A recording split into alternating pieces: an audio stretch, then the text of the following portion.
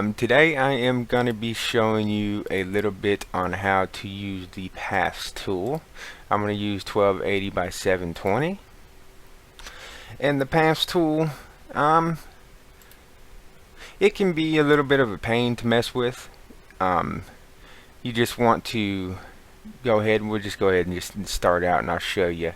And we'll click once, and then we'll click here, and holding down the mouse button, we'll drag. And I will say this, the Paths tool is a lot easier if you have a tablet, like a Wacom tablet or something like that, which I do have, but for today's purposes I'll just go ahead and use my mouse. And with the mouse held down, you just drag out and it curves the line.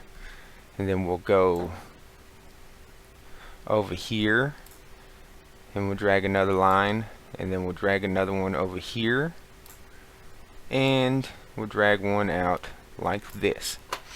And I'm going to show you how to curve text to a path, and we'll just, let's make this, I don't know, let's make this a blue, and we can leave it in sans, and let's just raise the size up a little bit, and we'll just type anything. This is how you use the Path tool to curve text along a path,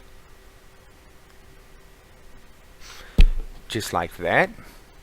And we're going to go up to layer, and we're just going to click text along path, and as you can see, this text right here, it curved along the path, but we made it too big, so I'm going to Control Z that, and I'm going to double click on all this, and we're going to raise the size down just a little bit. Right there is pretty good. And we'll go back up to layer and then text along path, and we're going to go ahead and turn this off, and you can see how this text went along the path. Now you go over here to your paths, and you right click and you go to path to selection, and we are going to go, and you could grab your bucket fill tool and fill it in. I have a shortcut made for mine. It's Control Delete to fill it in with the foreground color, Control Shift A to deselect, and then you just turn off the path, and you can see how we filled in the color of the path. That's one way to use the Paths tool to, make text along path. We could go ahead and grab the Paths tool again, and we'll go over, well actually let's go over here and let's grab our brush, and I don't know, let's grab that, and let's go and turn on, let's see here, dynamics random, and let's see, when you drag it'll be random. Control Z that, and let's go ahead and go back to our toolbox, and let's raise the size up just a little bit. Okay, that's fine. Now let's grab our Paths tool again, and let's go ahead and make another path. Just click, drag, click, drag, click, drag, and you can make the path visible by turning on the eye. We're going to also go ahead and make a new layer, press OK, and you turn it off, or if you click on another tool your path is going to disappear, so you could just go over here and turn the path on to see what you're doing, and you can right click here, and you got all your paths tools right here. You can duplicate your path, delete the path, merge visible paths, path to selection, add to the selection, sorry, I can't talk today.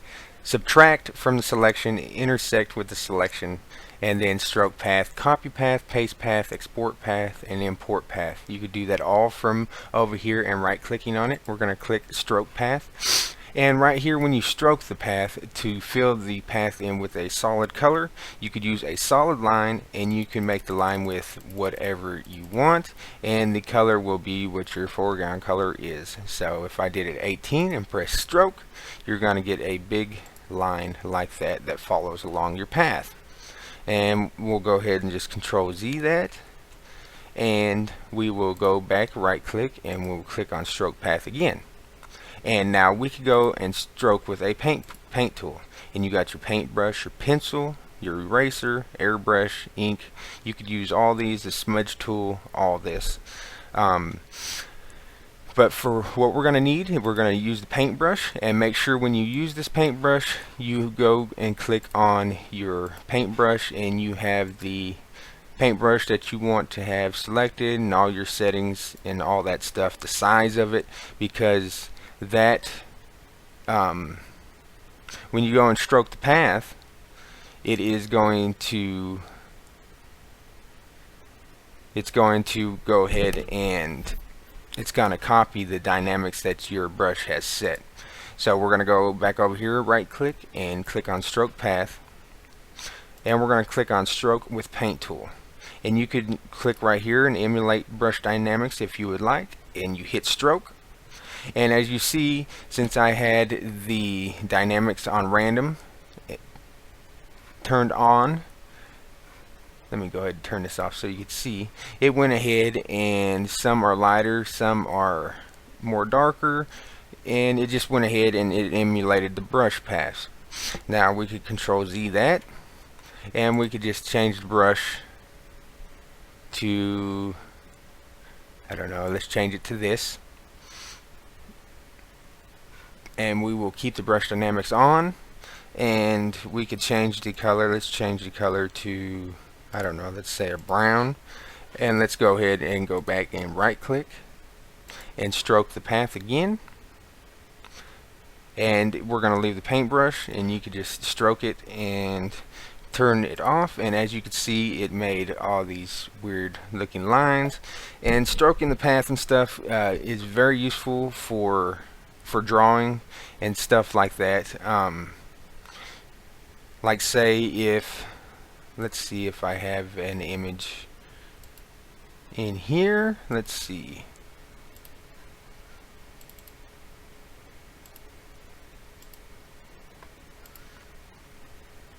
I'll just use one of these flares, I guess, and we could go ahead and go back onto our path tool, and I don't know, let's see, we'll just go and we will make a curved line. This ain't the best looking curved line, but we'll just go and make some curved lines around this.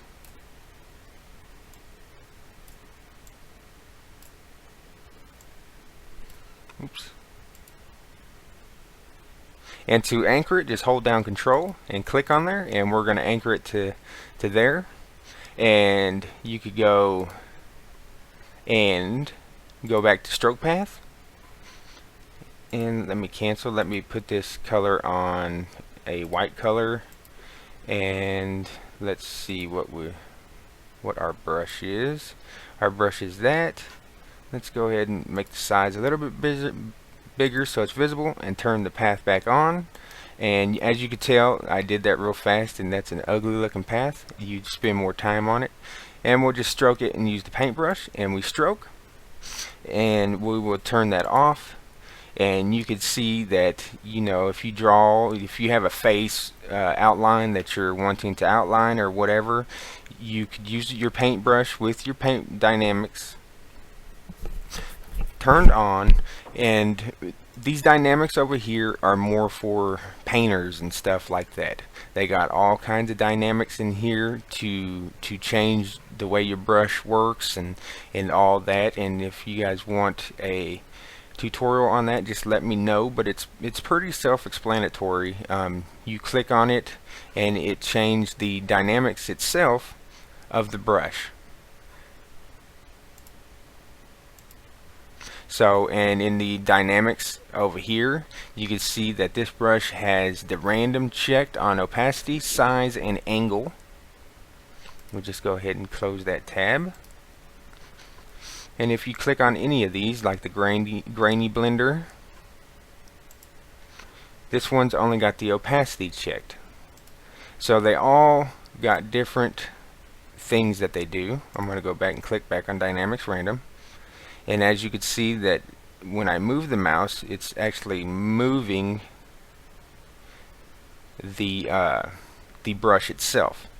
So that's the dynamics turned on, and that's another way to use your brushes. And like I said, that's more for like painters and drawers and stuff, but in photo manipulations it can be very, very useful also, as you could tell that we did here.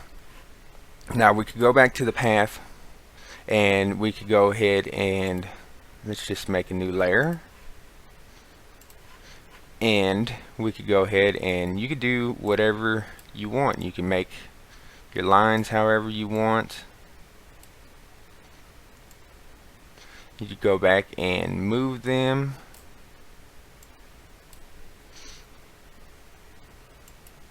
You could hit Control on your mouse and click on each different point, and then go back and move them to how you want. When you hold Control and you click on one of these anchor points, you could go back and release Control, and then when this lights up with that little navigator tool, you could go ahead and you can move your angles in, out. You could redefine everything just by hitting Control on each anchor point. You can hold down Alt and you can move the whole path itself. So like I said, it's pretty self-explanatory. We could go back over here, and I didn't want that to happen. Let's add tab, tool options, and we could go and grab our paintbrush again. And as I said, don't worry if it disappears. All you need to do is just go over to your path tool and turn the path on if you want to see it again. And then you just right click and you have to stroke the path. And we could go back and click back on solid line, and we could raise the line down to, I don't know, let's say 6, the default size, and click stroke path. And you could turn off the path by clicking on the eyeball on it. And like I said, it's kind of a pain to stroke your path every time or whatever if you're drawing and stuff, and to go back and forth to your paths editor over here. So we could go into interface, and let's go to configure, and then in search let's go stroke. We can add a for stroke selection, and then for stroke path we could go ahead and you could just click on it right here, and you could add a whatever shortcut you want to stroke in a path on this one and on this one. So add whatever you want for all these. Like I said, you just go into your interface and click on configure keyboard and just type in whatever you want to type in, and it'll search and it will come up, and you just set your own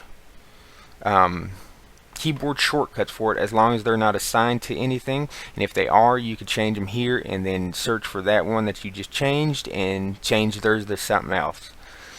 But right here, this would be the easiest way for you know, artists to not have to keep on going back over here to the path editor, or to go up in here into this toolbox up in here and finding stroked path. And it's just a whole lot easier. That's the reason why I use shortcuts all the time, because shortcuts make everything so much easier. And as you can tell, I got a lot of filters up here. There is another useful thing that I use the path tool for a lot, and let's see, I don't think I have anything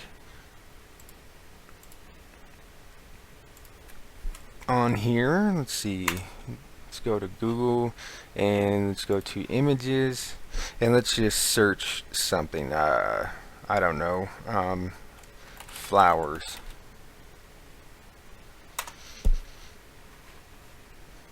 And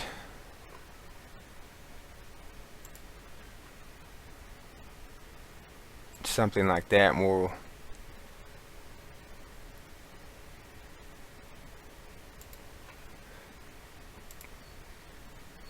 go to File and we'll go to Create from Clipboard.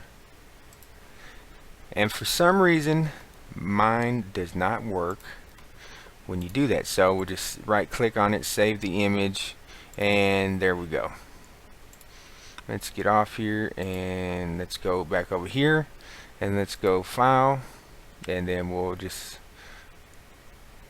open this one to a new one. Go in the desktop and there we go. And the other useful tool, like I said, is we're going to go ahead and duplicate this and turn this one off. We're going to right click and we're going to add an alpha channel to it. And I use the path tool. We're going to zoom in here by pressing Shift plus on your keyboard, or using your mouse wheel, or over here using the navigator, and zoom in as close as you want to these, and grab your path tool. And the path tool is really great to get exact lines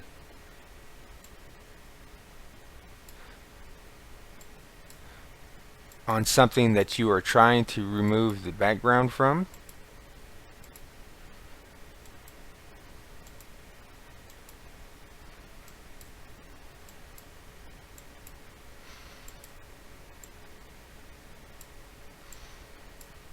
And we'll just remove these couple of petals. Actually, let's Control Z. Let's go around.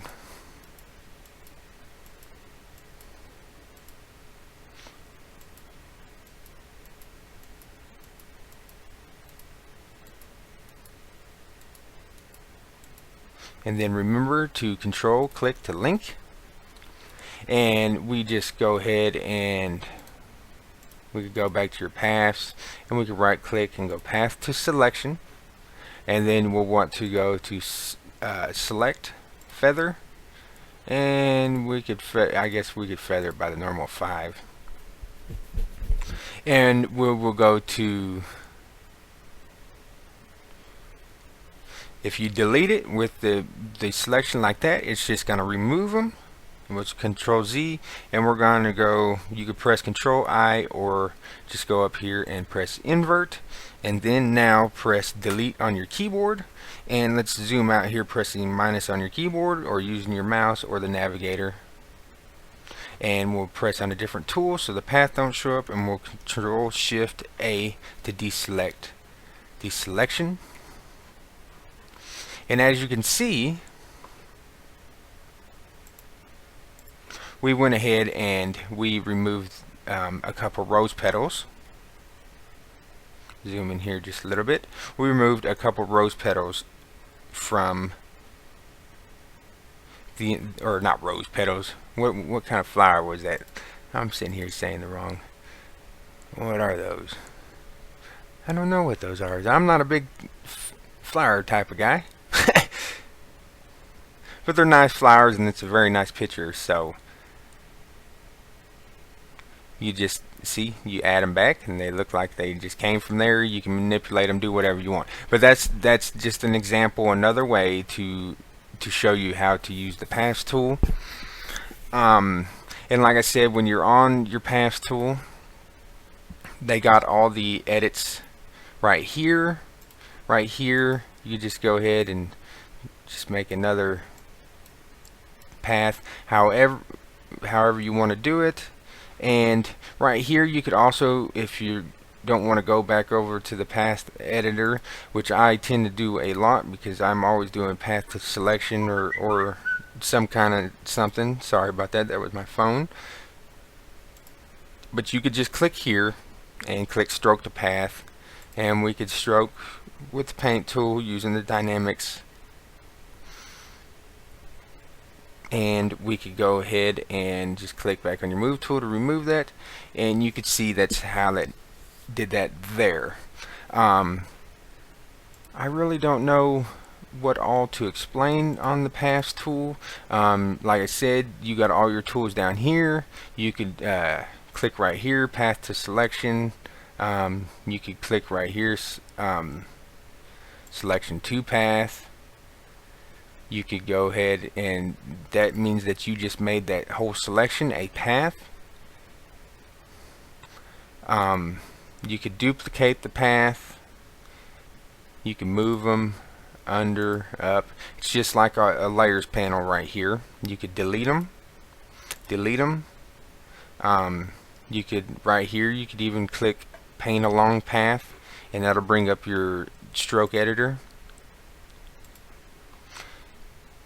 And we will Control Shift A that, and you can see how it stroked through them white lines. So it's pretty self-explanatory. Like I said, if you just go through here and you make your paths and you control click on one of them and then release, you can move the handles. Control click, move the handles however you want to move the handles.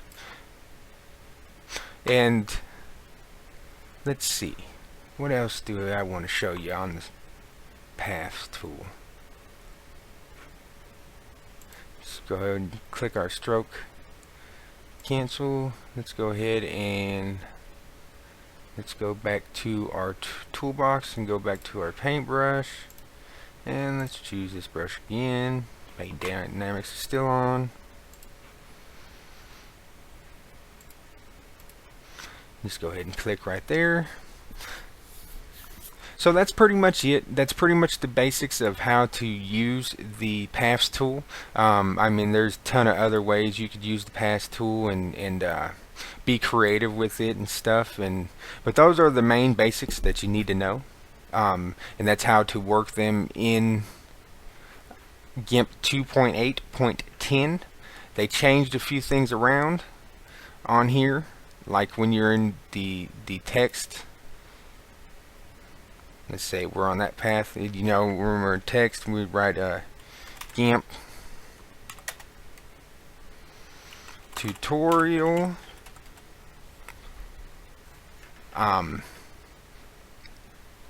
There used to be down here that you could, you know, do the two path and stuff instead of having to go up here and do it.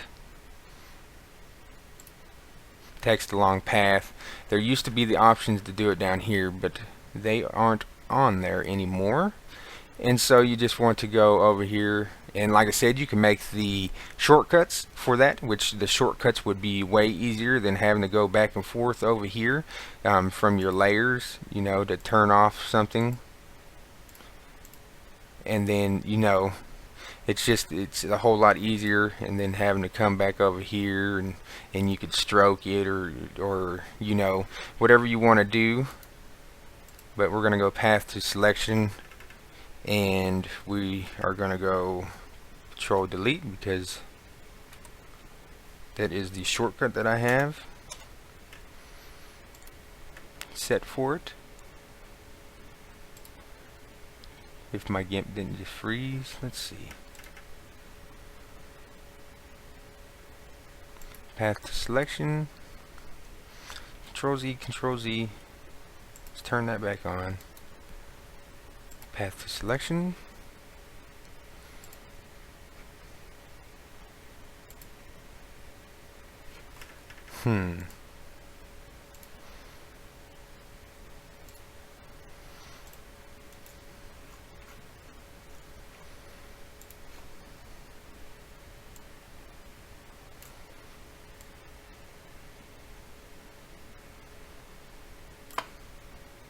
Go ahead and turn the path back off.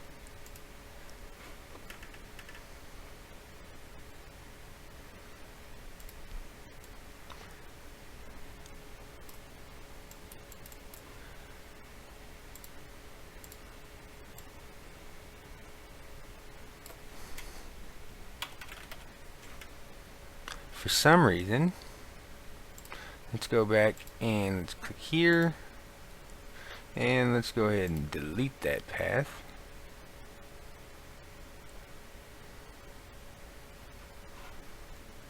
Go back up to image, image, layer, text along path, path to selection.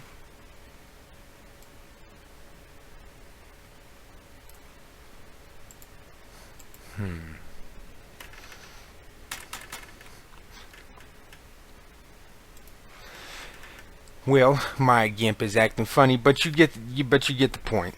That is the basics on how to use the paths editor. You could use it for cutting out pictures, like I said. And that's what I use it a lot for cutting out pieces of the image that I need, or to remove a background from an image. You could make the text go along a path. You could stroke your lines in your drawings. Let's see, I showed you how to move the handles, how to move the whole path itself, how to duplicate. That's pretty much it. I hope this gave you guys a better understanding of the basics of using the path editor. Well, yeah, using the path and the path tool itself. I'll close that tab. Please like, subscribe for more tutorials. There will be a ton more. I did this tutorial for somebody that asked me to know a little bit more. It's on the Gimp users on the Google Plus page. So if you don't have, well, everybody should have a Google. If you have a Google account, you have a Google Plus page. So just go and look for Gimp users, and you will find the community there. And it's a great, awesome community. But I was asked there, and for a little bit of an overview on the paths tool on 2.8.10, which is the newest version of Gimp. And I hope this explained it a little bit more better.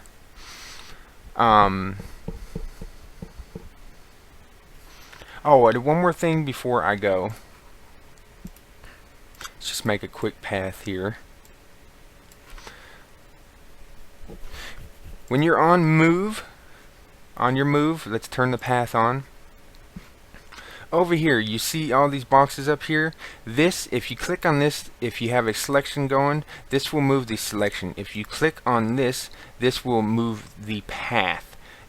And it's just like the move tool. You got move the active path and then pick a path, which is, if you have a bunch of paths, it'll choose whichever one you hover over. But if you click here and move the active path, this will also move your path for you. And it goes the same for the rotate. They got selection, the path. You click right here and you could rotate the path. You could flip the path. Oops, you need to click on the path first.